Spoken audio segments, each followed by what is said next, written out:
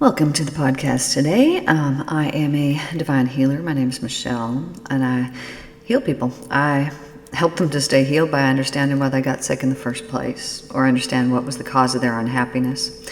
And we discover these things because all the work that we do together is at a soul level. Now, when I say I heal people, I don't. What I am is a vessel for the divine to come in and do its beautiful, perfect healing work within people. So today we are talking about the universe and how some people believe that the universe is purely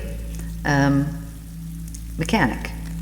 And they believe that there was a bunch of chemicals that happened to come together, and by coming together, somehow they managed to create everything that exists here on Earth. And for some reason, these people do not believe that consciousness was involved or some type of intelligence, because it is easier to not think about these mystical things, even though they are not mystical things, than it is to believe that these chemicals, by happenstance, happen to come together and begin to form life itself. Now, as we think about the world, and furthermore, a living cell, if we were to think about a cell, and you could ask yourself how the purely physical membrane of the cell, invisible to your eye, can distinguish and select the correct nourishment to enhance its well-being, and then exercise sufficient discernment to rid its cell of unwanted toxic matter. Would you not see a high degree of purposefulness within all of this activity? And can you believe that such purposefulness is accidental? And is purposefulness not the very hallmark of intelligence? Science will tell you that after the self-manufacture of living molecules capable of replicating themselves, they formed themselves into living cells, so small it can't be seen by the naked eye, which then became the building blocks for all the multiplicity of living organisms, including plants and insects, reptiles, birds, animals, and man himself. And therefore all living things have a common ancestor, the first living molecule. Science cannot explain why self-replicating molecules combine themselves into a living cell. It remains a mystery to science this day. I'm reading here from page 159 in the Christ Letters. Now, the living cell, your science tells you, is endlessly repeated in a billion differing forms. It's the building block of the visible universe. How can this be? What impulse motivates such replication? Science cannot say. Entrenched in its own blindness, it has dragged people down into materialistic blindness with it. And now the first living cell deserves the undivided attention of anyone seriously seeking the spiritual dimension and the mainspring of existence. Because the first living molecule and the first living cells are the very first evidence of some intelligent activity within matter within the universe. The foremost feature displaying sense and sensibility is the function of the membrane, which covers the cell, giving it protection and individuality. Think about this miraculous phenomenon. The cell takes in from the environment only selected nourishment through the membrane.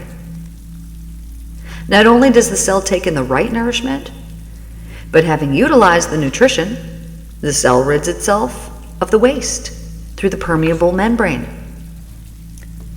And as I said, you should ask yourself how the purely physical membrane of the cell, invisible to your eye, can distinguish and select the correct nourishment to enhance its well-being, and then exercise sufficient discernment to rid itself of unwanted toxic matter.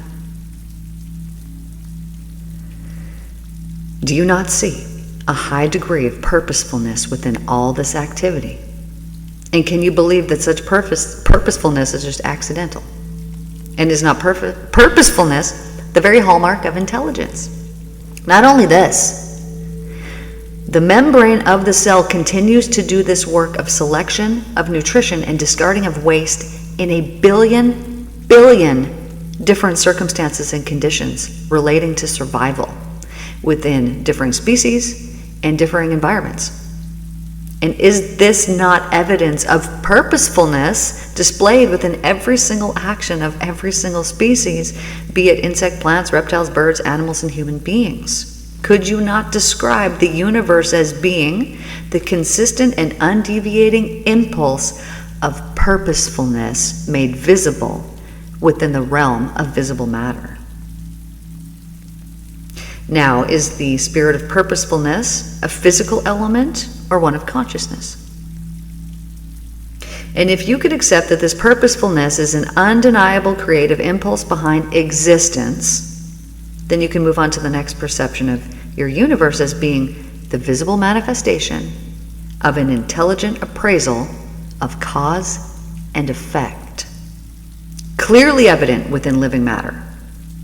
For if the living cell can select the right nourishment and also provide for the elimination of toxic waste, this simple activity displays an awareness of the need for digestion and also foresees the resultant buildup of toxic waste and the need for the elimination of such waste to ensure the continued health of the cell.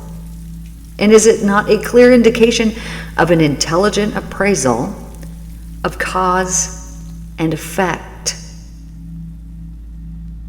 Now, furthermore, science says that the cell contains a nucleus, which might be likened to the brain of a human being since it conveys messages, and its most important function is the storage of information.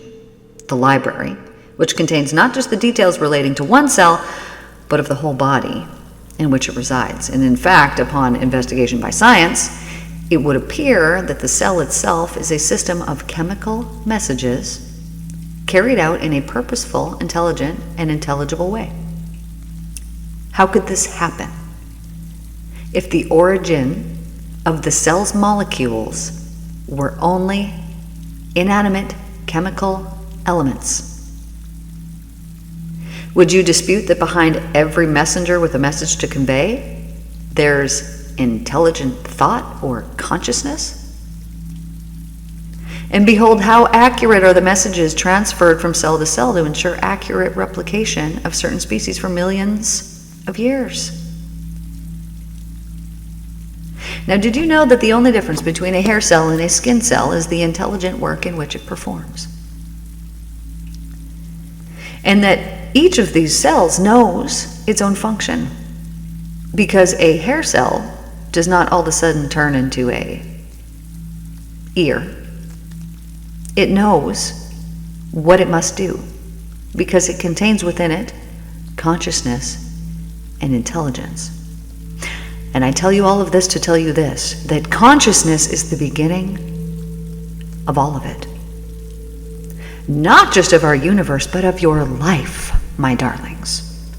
Consciousness, your thought, is what creates all of it. And therefore, it really matters what is going on in your own consciousness. Now, you know this because you can be thinking about something and you can feel wonderfully good. And 2 seconds later, you can be thinking about something else and you can be feeling destructively bad. Your consciousness determines how you feel moment to moment. It even determines your hunger. Very often, we will eat food when we are not even hungry. Why are we doing this? Because our mind has told us to do it. Now, very often, you could be hungry, or you think that you're hungry, but yet you will get distracted by something else, and you will all of a sudden not be hungry. And a few hours may go by, and you will think, oh, I was hungry before, and I didn't even eat anything. Because it is not your body that is telling you to eat unless you are actually extremely hungry It is your mind. It is your consciousness. And this is why people will use their consciousness detrimentally and without awareness and without thought. Let me give you an example of food. So many people will distract themselves with food. They will have a thought come into their head. Maybe they won't. Maybe they deal with this because of an emotional use, maybe whatever it happens to be. But they're eating when their body does not actually need food because they have allowed their mind to say, hey, eat this thing. Because the mind is looking for that feeling of satisfaction, that feeling of peace and calm. And when it cannot find it in your life or in your environment, but you can gain it from eating food, then you will use that food as your God. You will worship that food unknowingly. You don't know that you're doing this. But anytime that you eat food and you're not actually hungry, you are looking for that feeling of satisfaction. You are looking for that feeling of comfort.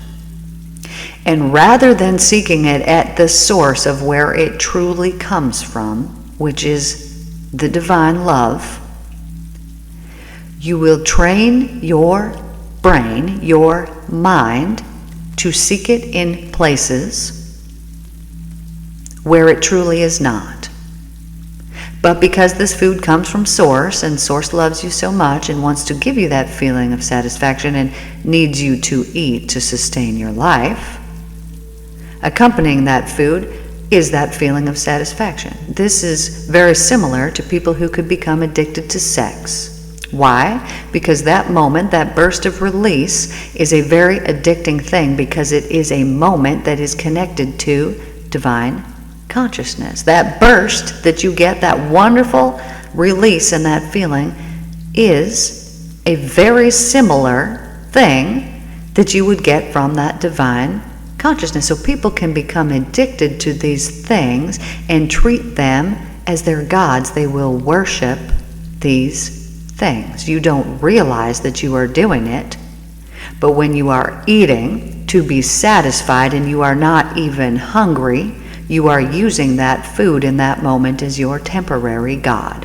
which is why it doesn't last, right? Because you might feel satisfied when it's in your mouth. You might feel satisfied for a few minutes while it's in your stomach, but it always wears off. And you need to get more of it.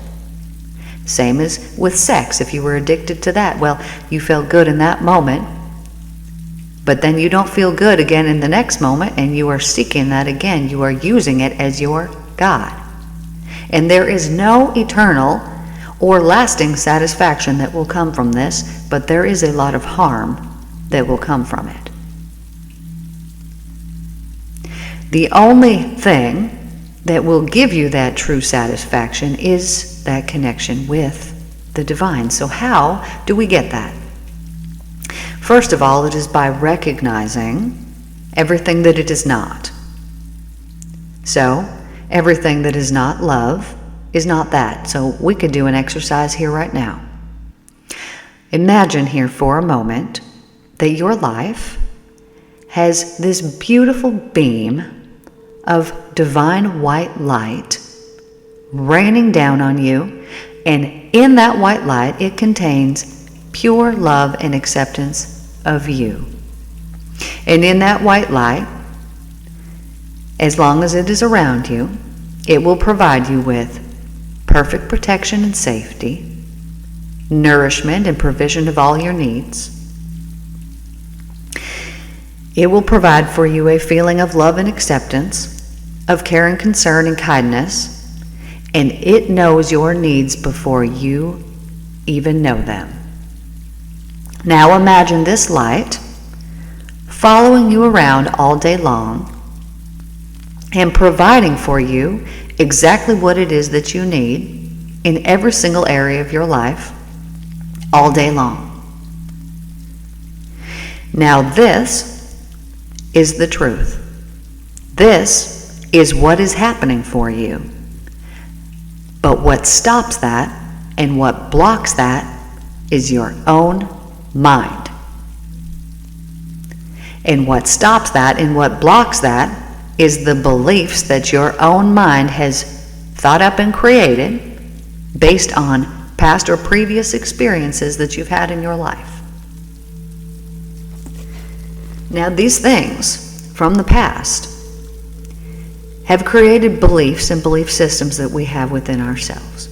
I've seen this play out for years and years and years and years with hundreds and hundreds of people, that if there is some area of your life where you are not feeling good, or you're not feeling right, or you maybe have depression or anxiety, you stress yourself out and you worry about things all the time, or you have some kind of physical trauma or ailment in your body,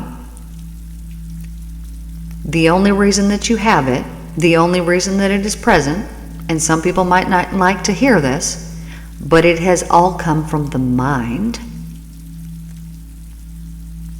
And the mind has created and believed in these things, and because the mind believes in that disease, or in that ailment, or in that negative thing, more than it believes in the love of the divine, that is what you experience in your life. Always. Now, why do we have these beliefs here? Well, we have them because something at some point happened in your life. And the way that you perceived it, you placed some type of judgment on it at that time. So let's say that you had an abusive parent. There will be all kinds of beliefs that you as a young child will take in and will start to believe about yourself and about your environments and about your life and your world. I'm not going to tell you what they are. If this is you, you'll know. What kind of things do you believe about yourself? Now, I'm telling you this to tell you this. It is your perception of what happened at that time, which you probably don't even remember certain circumstances or incidents, because when I will regress people back, they might recall, this thing happening, but typically they don't remember it having such an impact on them. They might not have even remembered it till they came and they worked with me, but there will be something that happened. And I will say to them, okay, so maybe here, I'll give you an example. You're a little kid, you're 4 years old, you hear your parents fighting in the house, and you're afraid. So at that moment in time, because you're little, and because you came here and you forgot why you're here, you then maybe believe that you're not safe. So then you now have a belief that you hold within you, and you hold it within you forever until you subconsciously change it. So maybe you're 4 years old and you now have a belief that I'm not safe. Okay? So then what happens is you go throughout your life, and these beliefs get proven to you time and time again, over and over and over and over. So now, here's an example. Oh, well, see, I wasn't safe here. Look, this happened again, and I wasn't safe here. Look, this happened again, and I wasn't safe here. And you believe that what you are witness to is really happening because it's really happening. But the only reason that it is happening is because you hold within you a belief that you're not safe. And so your brain, your mind, seeks to prove this constantly, always, and it does. It proves every belief that you hold, whether it's right or wrong. It doesn't matter. It will just prove your beliefs to you. So then you're going to go through your life and you'll be like, no, well, see, I'm telling you, look, I'm not safe. I'm going to give you 14 examples of why I'm not. Well, what you've given is 14 examples of the belief that you hold within yourself. That's it. Yes, those things really happened. Yes, maybe they're still really happening. But all you're doing is proving to yourself the beliefs that you hold. So when you go in and you subconsciously change the beliefs that you hold, then your life actually visibly changes. Like, things actually change in your environment. Our universe is so intelligent that it works in such an intelligible way that now that we know what is occurring and what is going on, we can use this to change our lives and to actually create heaven here on earth. right? Because if we change the beliefs that we have, if we're believing certain things that are fear-based things, we're creating hell for ourselves. And when we are believing in the love and only the love, we are creating heaven for ourselves. So what percent of your life are you living purely in the love, and what percent of your life are you living in the fear? This will tell you what percent you're living in heaven and what percent you're living in hell, and your visible life will be a reflection of those beliefs that you hold within yourself. The beliefs in the love or the beliefs in the fear, the hell, the love and the heaven. This is what you will be witness to in your life. And because obviously you want to live a wonderful heavenly life, it is extremely important to cleanse your mind of all of the things that are not that love. Because as you get rid of them, you are getting rid of the hell, the hellish experiences, the misery and the chaos and the destruction in your life. You're getting rid of that. And do you not want to create heaven for yourself? Of course you do. This is why you're here listening to this right now, I hope. And as you want to create a heavenly existence for yourself, it is purely through intent and through awareness of all that is not heavenly. And as you gain that awareness of what am I thinking throughout a day that is bringing these things into my life, as soon as you recognize and realize what that is, then you can work to change it. You can say, divine, wow, dude, I recognize today that I'm believing, that life is difficult. Please help me with this, divine. And as you take this to the divine consciousness, and you ask for a resolution, and you believe without a doubt that a resolution will be provided for you, it will be provided for you. You can indeed take every single thing to divine consciousness for resolution, and as you bring it for resolution and you believe without a doubt that you will get that resolution, you will get that resolution. But if you take things to the divine consciousness and you're like, hey dude, I'm here, I hope you can help me if you're listening. I don't know if you're really listening, but here's the deal. If you come in this way, then you do not have faith. And I know that it can be difficult to have faith if you have not experienced the love of the divine, but test it out. Test it out. Test out what I'm saying to you for a period of time, and you will see and you will gain an understanding that only love could do this. It's only love that could do this. Why is it that I let go of all of the things that weren't love and I'm now living in a heavenly existence? Only love could do this. Therefore, it is only love that exists, and everything that you experience that is not that love has been introduced by your very own mind and the lack of control that you have of it. So as you gain mind control, you will gain control of your life. And the creative forces that are out there that are bringing back to you what it is that you are sending out, use them, play with them in a very beautiful and loving way. Test it out. Decide today that you're only going to send out loving thoughts, that you're not going to send out anything that is low vibrational or that is critical. Expect of the people in your life, because your expectations will be realized, because your expectations of other people are truly the beliefs that you hold of them. So if you expect, Johnny's going to be a total screw up over here, that's a belief that you hold, is that Johnny's a screw up over there, and that's why you're expecting him to be a screw up. And as you hold that belief within you, you will certainly get proof of that.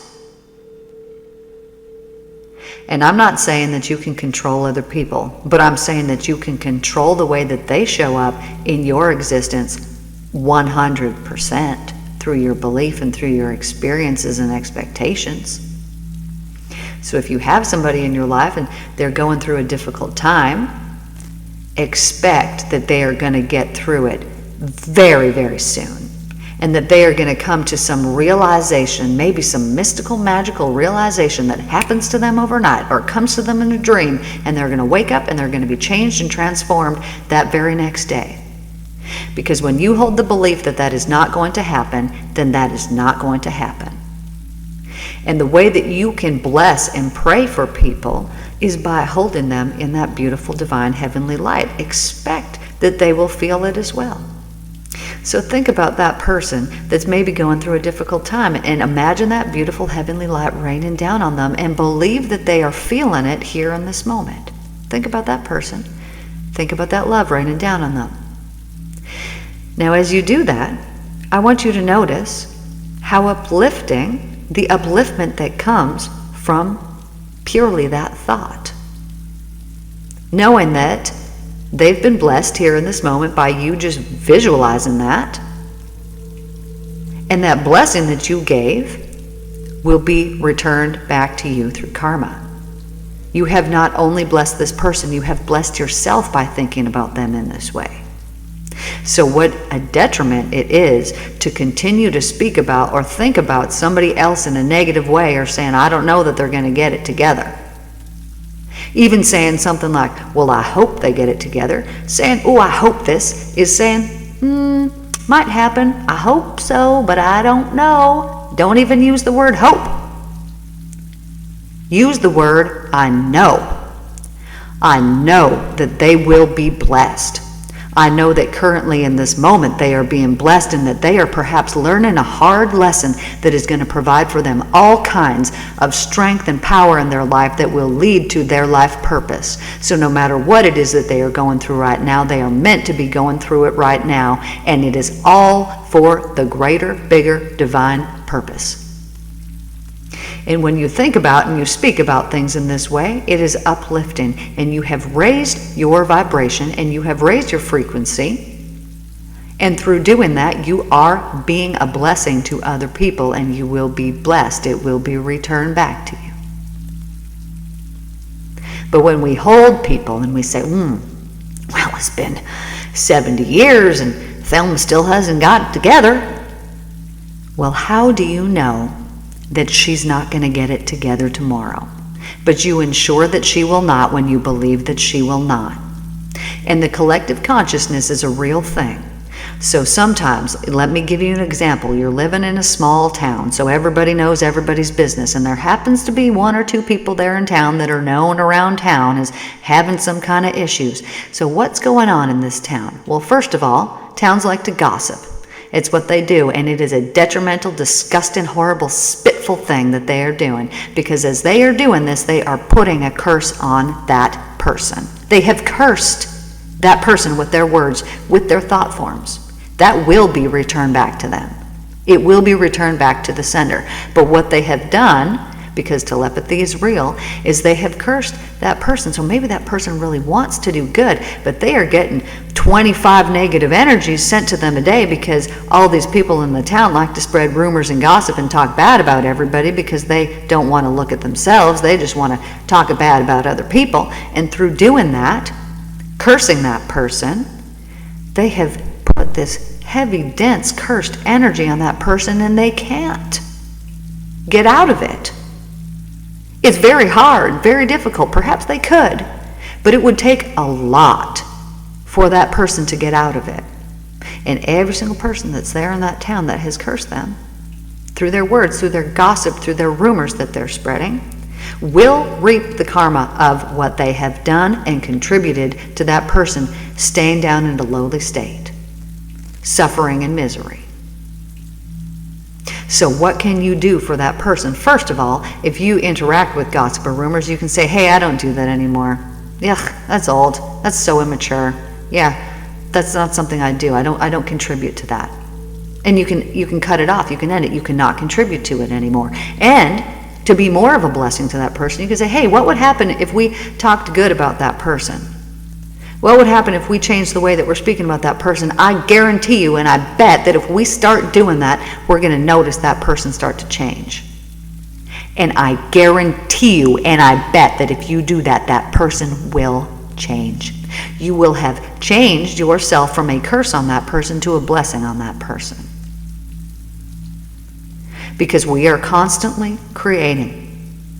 And is not purposefulness that we see in every single cell of our body the hallmark of intelligence. And because our universe is so intelligent, we can use that intelligence to create wonderful and beautiful lives for ourselves.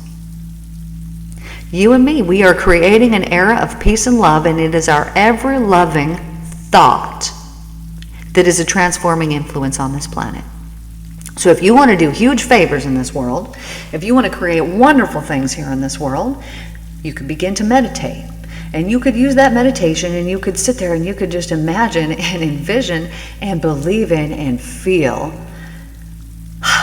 heavenly existence. You could imagine the world where there's so many fruit trees, and there's so many vegetables, and there's so many wonderful sources of food here for every single person on the planet. That every single person on the planet, every single need is met and satisfied. And that there is nothing that is not met and that is not satisfied at all within every single person. And you could send out a thankfulness that it's already done, it's already done, it's already accomplished, it's already been achieved. And as you send out that thankfulness and as you send out that love, you are transforming and you are actually changing the consciousness of the earth. Because we are the evolution of consciousness. We are doing this. It is inevitable. It is happening no matter what. You are either going to be a part of it or you're not. But at some point you will be swept up into it, whether you want to or not. It is exactly like the 100th monkey experience or experiment. Once we reach that tipping point, all the monkeys are going to be washing their sweet potatoes. If you don't know what I'm talking about, look up the 100th monkey experiment. All these monkeys, one starts doing something. He teaches another one. That one teaches another one. And it's a slow process. But pretty soon they show up one day, and all the monkeys have learned overnight. But the miraculous thing about this was that there was monkeys on one end of the island and way over on the other end of the island. And only the ones on this side of the island were doing that. But the very day that they show up, that all of these monkeys are now washing their sweet potatoes, they go to the other end of the island, and all those monkeys are now washing their sweet potatoes. This is the evolution of consciousness. So it takes one of us at a time. And at the start, as they're observing this, they're like, oh, one monkey's washing the potato. Okay, now two monkeys washing the potato. We are the monkeys washing the potatoes right now. And what we are doing is washing away, cleansing away, mentally cleansing away all of the hell out of our minds. And pretty soon, once we reach that tipping point, everyone will do it. And we have created heaven here on earth, my darlings. This is the purpose. But the purpose of you being here on earth, there is nothing higher, there is no higher calling than to be in perfect divine union with that divine love that exists within everything. And the only way to get there is getting rid of all that it is not. Now, I came to my enlightenments the very first time through studying the Christ letters and by going on spiritual retreats by myself. I would go for weeks. I would have no Wi-Fi, and all I would do is dance and sing and paint and do yoga and meditate. And I would sit there, and when I would meditate, I would wait, and I wouldn't move, and I would just wait until I got a message. And this was my intent. It was, hey, dude, I'm not moving until you, enlighten me, until you, give me this, until you give me that. And so I would sit there and I would wait, and I would get what I was asking for. But why did this occur for me? Because I went by myself and was not allowing any kind of distractions to come into my life. Because you might meditate, right? And you're meditating and it's good and it's wonderful, and we all need to do this. I wrote a book, I channeled a book in 2018, and the biggest message that was in there that came from the divine was to meditate 3 times a day, that we can shift the evolutionary consciousness, very rapidly through doing this. Because we're taking the conscious time with the intent to truly change things and to truly get into divine alignment. So as I'm up in my cabin and I would meditate and I'm setting this, the reason why I went there was to study the Christ letters, was to forgive, and was to gain enlightenment. I went up there with the purpose of, I want this enlightenment, because I had little bursts that would come through when I was studying the Christ letters. I would have these moments of, whoa, holy, experiencing the love. But then, because of the environment I was in, and I wasn't there by myself to fully focus on that. I had to live my life. Something would creep in, and then it's gone, and then I would leave, and I would leave feeling so depleted after this, because I had just been in this, and then it was gone, and then it was like, if someone gives you a beautiful gift and then they take it away, you want that gift back. And so I needed this gift because I knew it was the truth, because I had experienced it and I knew it was the truth, and I needed it so desperately bad in my life.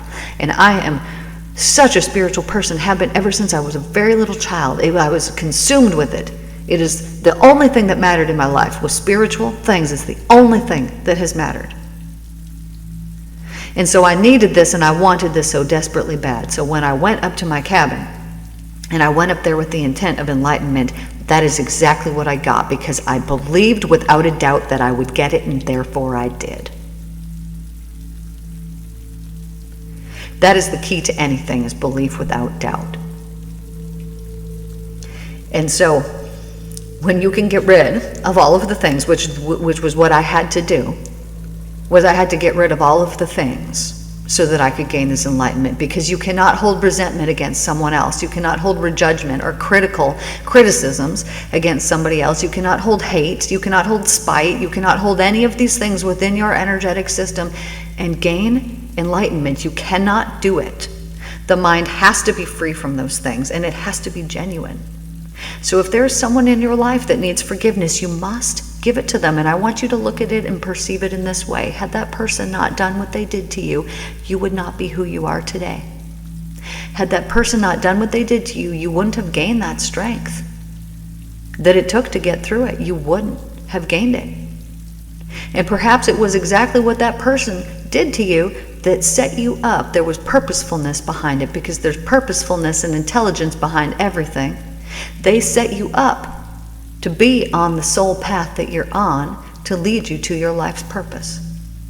And so when we can look at all these people that sure we could hold resentment against them, this person did this to me, this thing happened. No, they did not. They gave you a beautiful gift of you developing yourself to who you are here today. There was purposefulness behind it. No matter how bad they hurt you, no matter what it was that they did to you, it all played out exactly as it was meant to lead you on your soul's path. There was purposefulness behind it. And therefore, what that person did to you was a gift and was a blessing. It was a wonderful gift, no matter how terrible it was at the time. And if you can cleanse your mind of that, and that is a difficult thing to do, trust me, I understand on this one. I have had many men I have had to forgive over my lifetime that have hurt me very desperately badly. And I am so thankful. I almost hold them in higher regard than the people who have not hurt me. I'm so thankful for them, because had they not hurt me in this way, it would not have led me to the enlightenment, because I would not have had to go there. I would not have had to free myself and forgive these people, and I would not have gained enlightenment had that not happened. So thank you to every single one of them. They are a blessing to me, and it almost makes me want to cry how much I love every single person that at one point in my life I hated with every ounce of my being. But I have forgiven them, and through forgiving them, I set myself free. And I hope and I know I have set them free also. And I'm thankful that I have set them free, because they too will gain that enlightenment. I love you all so very much. I'm so thankful that you guys are here. You all are wonderful, blessed souls, and I am thankful for every single one of you whose ears has heard this message today, and I hope that it has been received. I know that it has been received, and that there has been some shift that has changed, some vibrational shift that has changed within your mind and within your brain, and that you have truly been blessed with these words. Whether you fully understood them on a deep level or not, it does not matter.